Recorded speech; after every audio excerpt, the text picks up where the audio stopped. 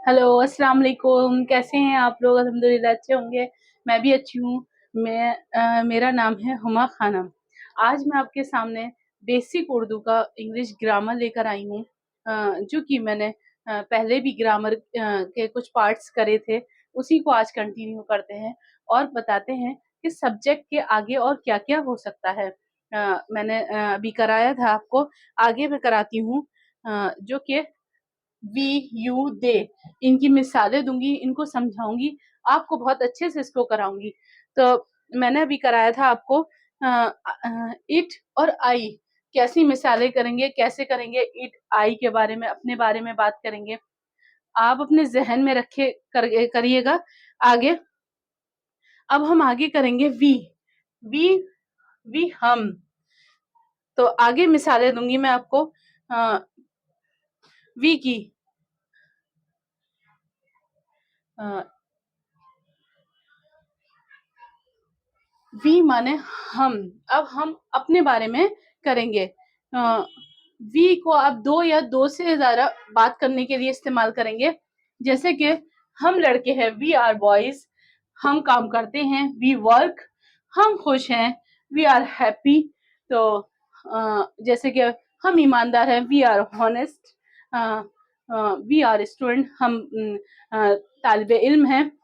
तो ये देखिए, वी का इस्तेमाल दो या दो से ज्यादा लोगों के लिए। अब यू सब्जेक्ट आता है आगे हमारे, यू, तुम, जिसे इंग्लिश में यू कहा जाता है। और किसी सेकंड पर्सन के बारे में बात करना चाहते हैं, उसे हम सेकंड पर्सन कहते हैं।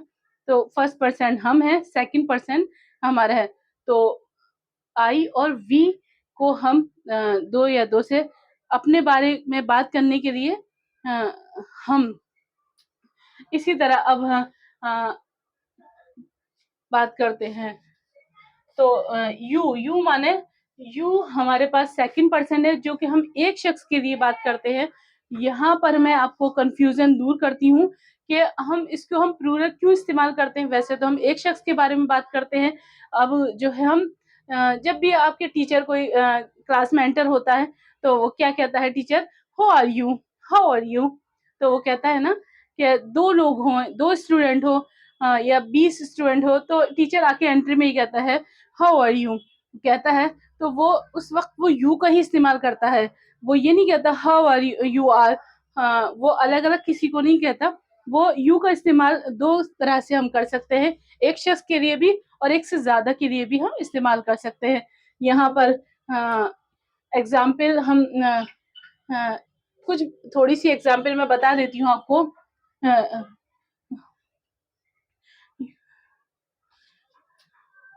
तो करते हैं। You are humble, you are nice, तुम अच्छे हो।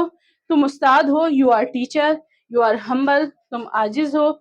यू आर गुड, तुम अच्छे हो। यू आर गर्ल, तुम एक लड़की हो। जब भी आप किसी भी एक शख्स के बारे में बात करना चाहते हैं, आप किसी सामने वाले के लिए आप यू वर्ड्स का इस्तेमाल करेंगे। आगे के लिए करें, लास्ट हम सब्जेक्ट है दे। हम दे का करते हैं वो सब। दे के दो या दो से ज्यादा अशफाक होते हैं, जो लोग होते हैं, दो जो कि आपके सामने नहीं है, उनके बारे में हम बात करने के लिए दे का इस्तेमाल करते हैं। दे सब्जेक्ट का हम यूज करते हैं। तो आइए हम उसकी कुछ मिसालें करते हैं। यहाँ तक आपने देखा कि आपने कौन सा सब्जेक्ट किस में इस्तेमाल करेंगे, कैसे इस्तेमाल करेंगे, आप बेहतर तरीके से इस्तेमाल कर सकते हैं। तो अब हमारी 2-3 चीज़ें क्लियर हो चुकी हैं। सब्जेक्ट सबसे पहले मैंने आपको बताया, सब्जेक्ट को मैंने शुरू में लेना है, वो भी आप, मुझे उम्मीद है आपने कर लिया होगा।